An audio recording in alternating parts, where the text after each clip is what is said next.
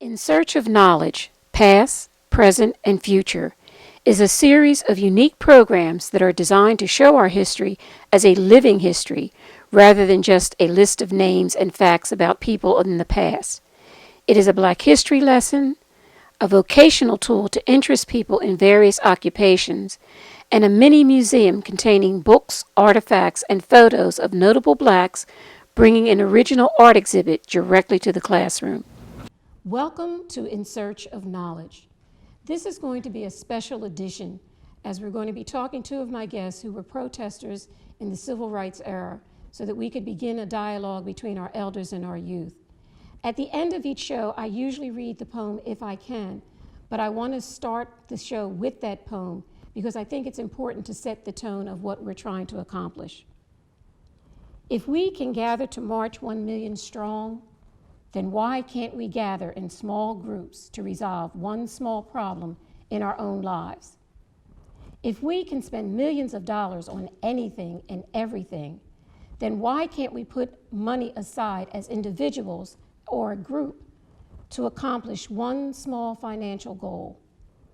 If we can put aside our differences and speak to each other without anger or calling each other out of our names and give love and respect to each other for a few hours while marching, then why can't we come together for a week to work on solving one small problem? When we recognize that we have to begin the most important undertaking in our history of saving ourselves, our children, and our communities, that in order to survive in the 21st century, we have to focus our time and energy on loving ourselves for ourselves. Then we are marching more than 1 million strong. Karen Jordan is a registered nurse with over 40 years' experience in healthcare. She is skilled in providing intensive care to newborn babies. She is also a singer and performs with the original slaves interpreting spirituals. Ms. Karen Jordan, welcome to In Search of Knowledge. Thank you. Karen, what made you decide to enter the field of medicine? Back in the 70s, I had two children. Well, I had one baby at the time. And used to be St. Luke's Hospital at 6th and Girard. Okay. The other closest hospital was St. Joseph at 16th and Girard. Well, they had closed the emergency room for whatever reason at 6th and Girard at St. Luke's. And I said, darn, I said, you could die by the time you got to 16th Street. And that's what made me decide to go into nursing. I figured I had to do something for my family, for my community. Okay. And that was the impetus. So what degrees do you hold? I have my BSN in nursing. Okay. Where did you get your degree from? Thomas Jefferson University Hospital. And I also went there, their diploma school of nursing. It took me 12 years to get my degree. Why? Because I was going at night and I had two children. Okay. Husband and two children. So it took my time. Okay. So what made you decide to specialize in caring for newborn babies? That's a good question. I worked in med-surg for quite a number of years, oncology included, and I didn't get along with my supervisor. Oh. So it was either try to fight the system or get fired. And that was not an option. Another supervisor came to me and he said, Karen, don't let them do this to you. You're a good nurse, you work real hard, you've been here a lot of years. He said, get out of here. Okay. That's all he had to say to me because I respected him.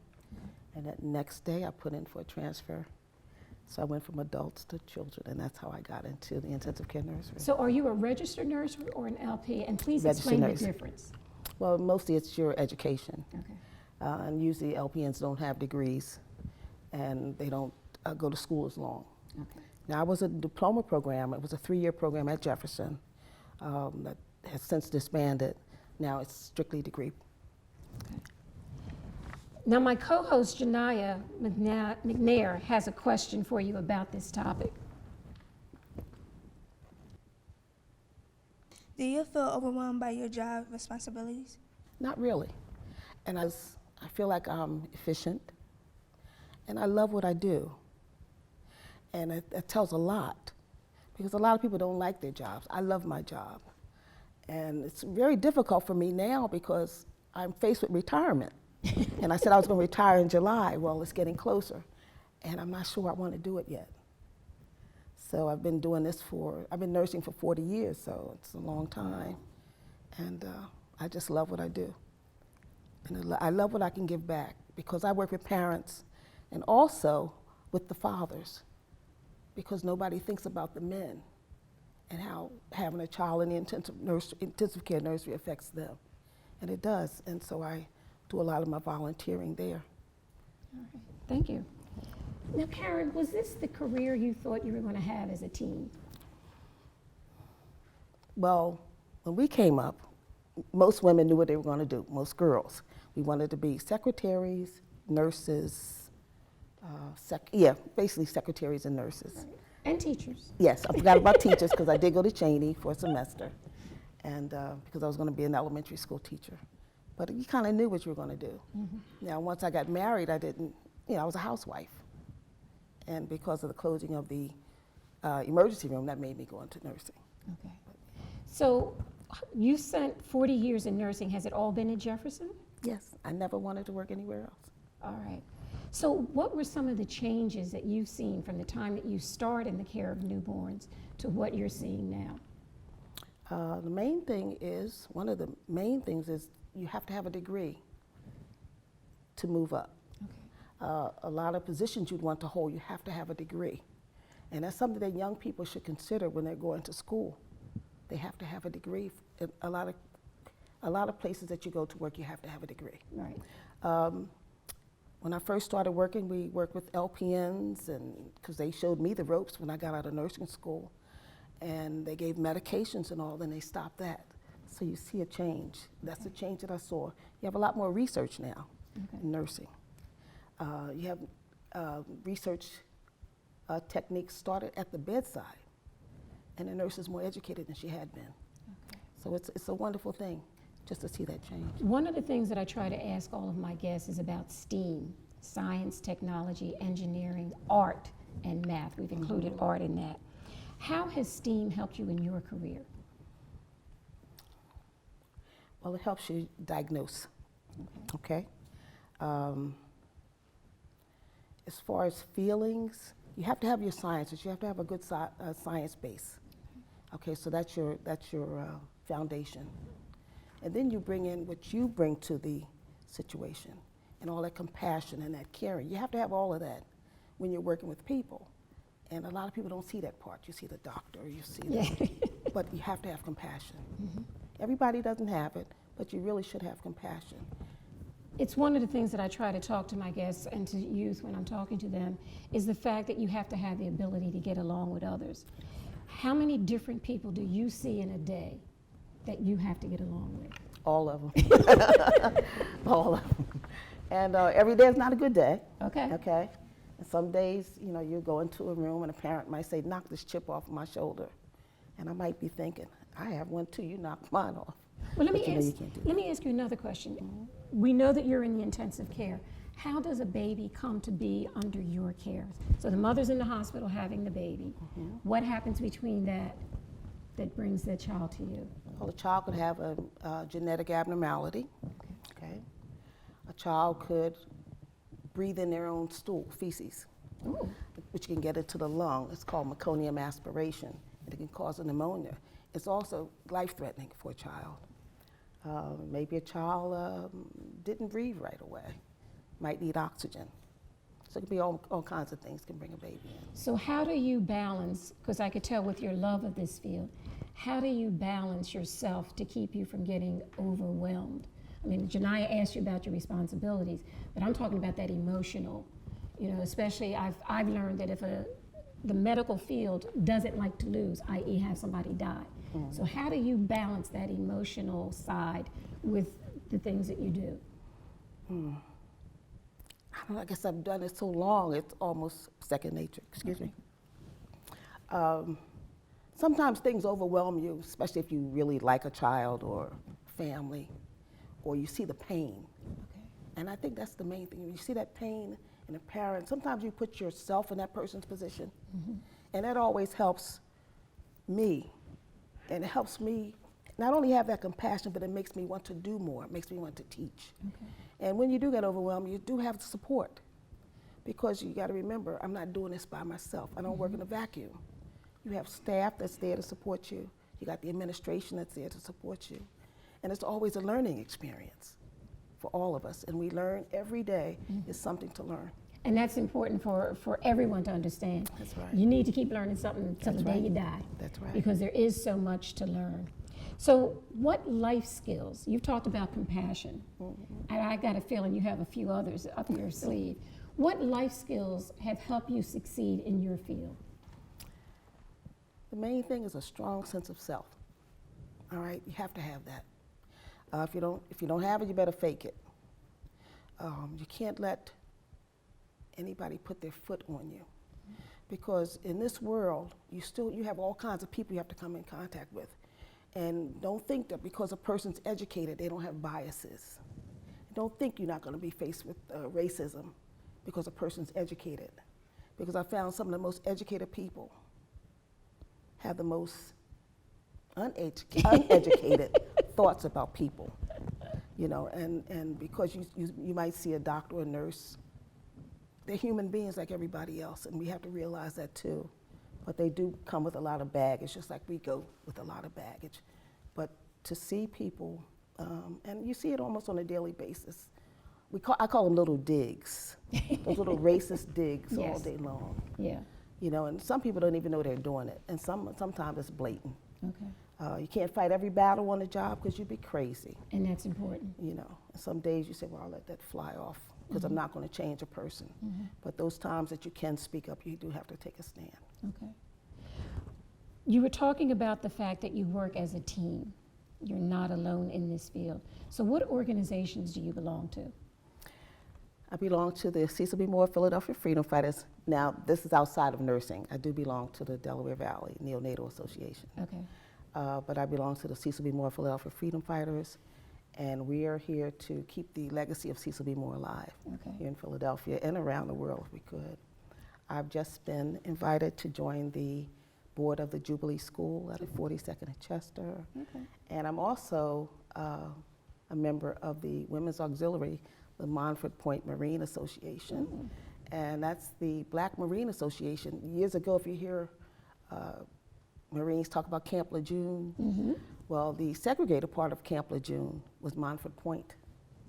So you had the white Marines, one part, and the segregated barracks on the other part. And some of those members are still alive. I Yes, understand that yes. there's one that's at least 90 Yes. that's yes, still surviving. Yes. All right. How important is family to you? Family is very important to me because that's our foundation. Okay. I think because of family, it molded who I was and who I am. And wherever I went, it was always a little family. Even in the civil rights movement, we became a little family when you found people that had like mine. When I met Cecil, he reminded me of my grandfather and my fathers. They were all strong Black men, and he reminded me of them. Okay. And he said what he wanted to say, and he did what he wanted to do, and that's what made me follow him. So we were a family in the civil rights movement. From there, we became the young militants back in the 60s. We were a family there, and even after that, kept in contact. We're still friends, many of us 50 years. And it's important for us to understand that sometimes your family is not necessarily blood, but experiences will bring someone closer to you that makes them family. That's right. And if you look at it today, 3 generations of us lived in one house, 23rd and Thompson, a 3-story house. So you had grandfather, mother, stepfather, all of that in one house. Okay. My parents weren't married when I was born. They were teenage love affair. I just lost my dad a couple of weeks, but to 12. Okay. But I went around every Saturday. Big Mama would cook. I'd take my little Betty Crocker tin pans around, and we make cakes and things I like thought that. you were getting your supply. I thought you were getting your food to take home. Yeah, so we did that. And then my other aunt lived around the corner. My great-grandmother lived farthest away, maybe about 4 blocks away. And every Sunday we went there for, after dinner. Well, we're almost at the end of our interview, but I wanted to ask you, what accomplishment are you most proud of?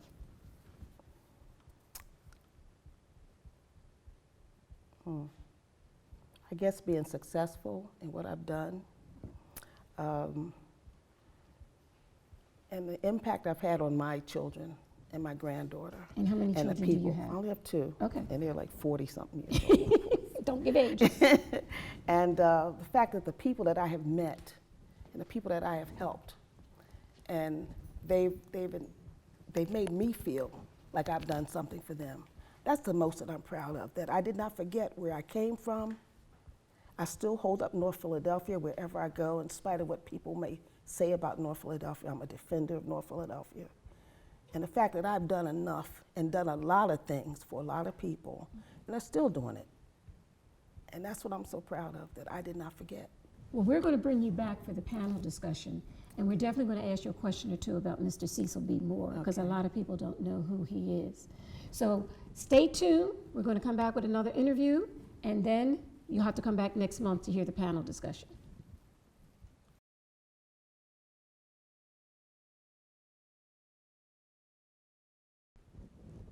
Richard J. Watson is a well-known Philadelphia artist. His works can be seen in the Pennsylvania Academy of Fine Arts, the African American Museum, and the Brandywine Workshop. He has worked at the African American Museum of Philadelphia for many years and serves on art panels, juries, and advisory boards.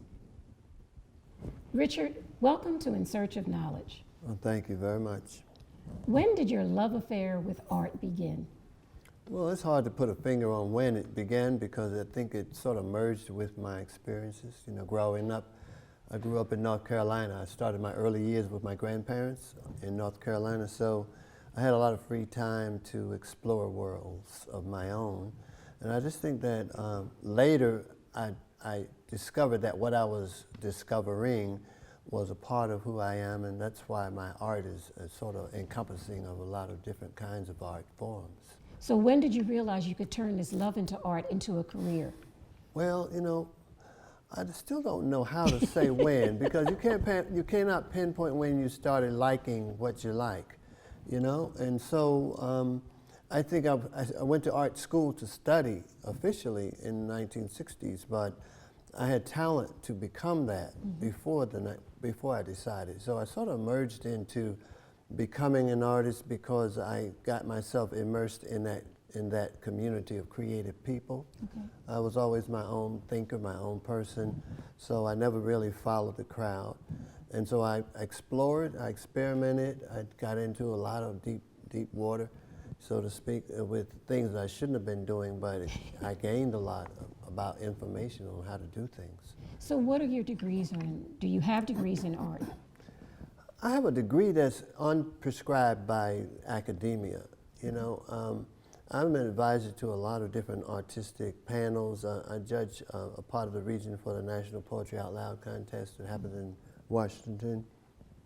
I deal with the city mural arts kind of panels for choosing artists whose works go into public places. I'm curator at the African American Museum. I've been there 30 years. I do a lot of things that aren't studied, things that have been endorsed by people. Okay. But I have a wide range of knowledge in a lot of different areas. I play music, I write songs, I design clothes. I do everything and anything that I get an idea for, even if it's 3 o'clock in the morning. You know. Isn't that when they usually come? Yeah, they Just do. when you're trying to get to sleep and they come can and bother come. you, wake you up even. They can come in at any time, but I think the idea for living your life is to recognize when those things come. Don't disregard them. Take advantage of little things that you can work with that aren't necessarily introduced to you by other people. Spend time developing yourself in what you like to do, and it becomes an art form. Do you have a favorite medium to express yourself? I think music is probably, I'm better known as a painter, but music is an immediate kind of instrument that I can pick up an instrument and start to compose a song, and I can work that song into a feeling each time I do it based upon how I feel. So the song becomes like an instrument in my hand that does different things at different times. Okay. So I think music is more immediate for me. Painting, I like to paint for peace and developing something that doesn't exist on a blank space, and all of a sudden I have all of this paint and these things that just sort of start making things come about. So what instruments do you play? I play guitar, banjo, mandolin, ukulele, and anything with strings I like more than anything. But I started with clarinet and saxophone years ago. What museums is your artwork in? I have worked at the African American Museum. I have worked at Pennsylvania Academy of the Fine Arts, Federal Reserve Bank, Church of the Advocate, Uniroyal City Museum in New York. I have worked at City Hall in the mayor's reception room from doing Dr. Wilson Good's portrait.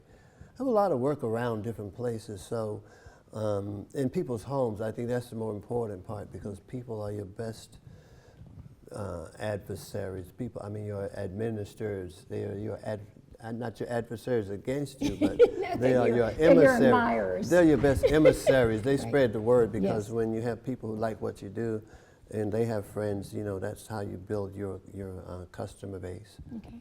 Now, my co-host Dana Anderson has a question for you about this topic. What artists inspire you? What artists inspire me now? Yes. Well, you know, I like seeing what people are about, because we are all so different. Everybody's so different, and we have to be open all the time.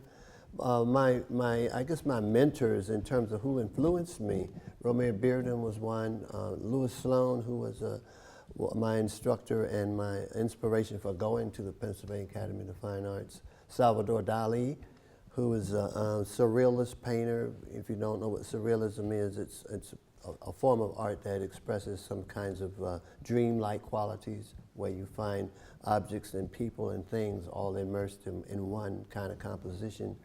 But I like Elizabeth Catlett, who's an artist, an African-American artist who passed away not too long ago, and some living artists who are my contemporary friends that I went to school with, you know, a whole handful of them. So we learn from one another, and we take what we learn and we turn it into our own. Okay. Thank you. So, Richard, how did you come to do the murals in the Church of the Advocate? Because that's the work that I was most familiar with you. Well, you know, like being a child in the South with my grandparents, like I said early, we went to church a lot. We went to church every Sunday, and we went to prayer meetings on Wednesday nights, and we went to revivals in the summer. I could have been a preacher, but I decided, I decided to become a painter. But at the same time, the Church of the Advocate at 18th and Diamond was a project that was first brought to my attention by the co-author of that project, Walter Edmonds. And I was working with Model Cities, Arthur Hall's group, the Ile Ife Black Humanitarian Center on Germantown Avenue. And the Church of the Advocate became a satellite site for some of the programs there. So Walter had approached Father Washington about doing a mural. And when I heard it, I asked him if I could get in with him, and you know, we partnered and talked to Father Washington, and it turned into a 3-year project that takes the project from Revelations from Genesis to Revelations. We did 14 panels. We spent 3 years doing the project. We didn't charge them anything for it. It was an opportunity to jump into something without even sticking your foot in to feel the temperature. Okay. So, with all that you do with art, we know that you're an artist, but you're also working in a lot of administrative type of positions too as well. What skills did you have to have in order to be successful in that part of your career? Well, I guess I was lucky, you know, because I've always been balanced with academics and talents and skill levels. I have an older brother who went to school 3 years before I did. So when your brother goes to school and has to come home and do homework, and you better sit down and be quiet, I had to sit down there while he was doing his homework. So I learned how to read very early. Okay. When I started school, I could read because I had to do work my brother did when he came home.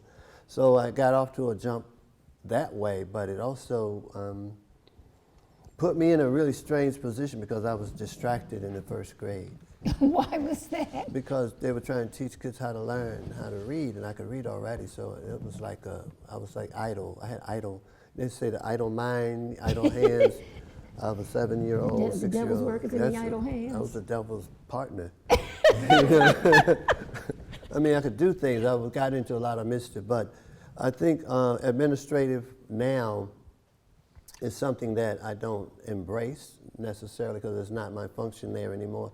Okay. And I went up there and I guess I saved the day because You know you did. it was from that Friday afternoon all the way around that night to Saturday. We stayed up and I recruited some of my artist friends and we stayed in there for like 40 hours. They were feeding us, giving us everything we wanted to eat, and we were tired, but the show opened. Okay.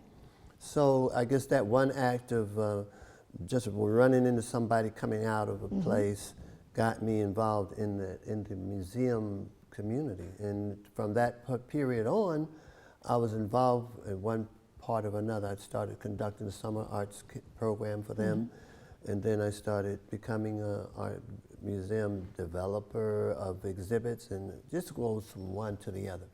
So one of the things I try to ask all of my guests is about STEAM, science, technology, engineering, and art. Yes. You've been doing art for quite some time now. So how do you describe, how has technology helped you make those transitions over all these years? You know, it's helping me more now than it did in the beginning because I was a purist. I wanted to paint like Rembrandt, and I wanted to know how paint was made, and you want to relish the smell of the oil and the turpentine. That was what turned me on. The whole environment of the arts. But for today, technology helps you more than the routine old school way of doing things in so many ways because it's so at your fingertips to manipulate images and do what you want to do with them. But that doesn't make everybody an artist. It makes them a manipulator of the machine that does the work. But the inspiration still has to come from the soul of the artist, of the creator. One of the things that I'm noticing is that children don't color like they used to do. Do you think that even with this technology, they need to get back to those crayons?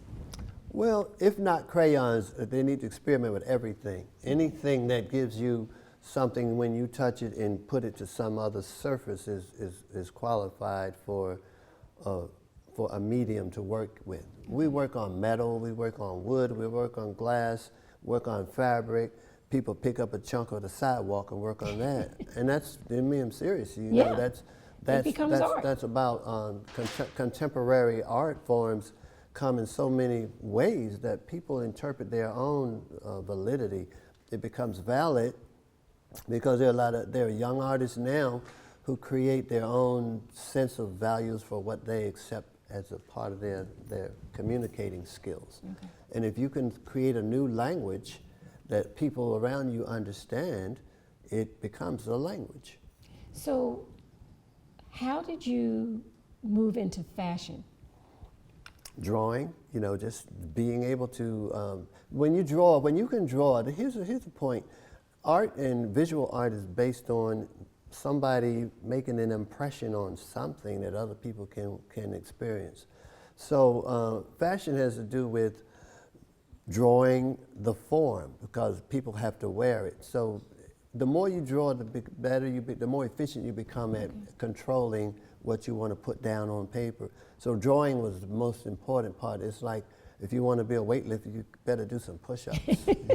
And that's the part of the physical part is one thing, but the training your eye and your hand to work together, even to the point where you don't have to look at the paper. If I'm looking at Tony, and I have paper here, and I can control my hand with my eyes, then I'm becoming a machine that can do what I see with this instrument, and that's what the technique is about. So from drawing, you can become an architect, you can become an engineer, you can become anything you want to do, but it's the coordination. Well, Richard, we could go on and on talking about art, but we've got to end this section of the show because we're going to bring you back and have a panel discussion. Okay. All right. Great.